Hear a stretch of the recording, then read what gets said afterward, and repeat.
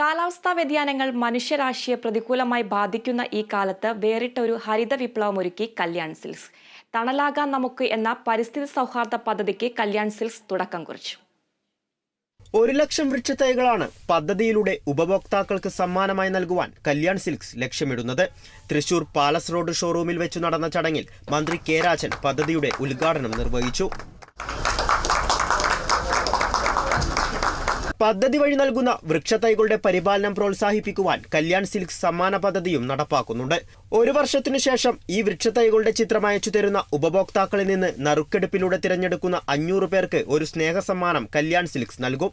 ഈ വൃക്ഷങ്ങൾ ഓരോരുത്തരും കൊണ്ടുപോയി അതിന് വേണ്ട രീതിയിൽ ശുശ്രൂഷിക്കണം എന്നുള്ള പോസ്റ്റ് എല്ലാവരും പറഞ്ഞിട്ടുണ്ട്. അതിന് പുറമെ ഒരു കൊല്ലം കഴിയുമ്പോൾ അടുത്ത ഈ സമയമാകുമ്പോൾ, ഇന്നിപ്പോൾ ജൂൺ 1 ആ സമയമാകുമ്പോൾ എല്ലാവർക്കും ആ വൃക്ഷം വെച്ചതും ആ പടവും നമുക്ക് അയച്ചു തന്നാൽ അതിനെങ്ങനെ അവർ ശുശ്രൂഷിച്ചു എന്നുള്ളതാണ്. അതിൽ നറുക്കെടുത്ത് അവർക്കൊക്കെ തീർച്ചയായും ഒരു പ്രോത്സാഹന സമ്മാനം നൽകുകയും ഈ വൃക്ഷത്തെ കാത്തു സൂക്ഷിക്കാനും വളർത്താനുമുള്ള ഒരു പ്രോത്സാഹനം കൂടിയാണ് ഇത് നാം ഉദ്ദേശിക്കുന്നത്.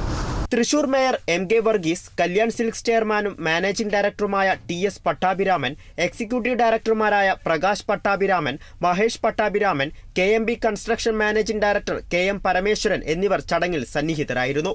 Kerala vision news, Thrissur.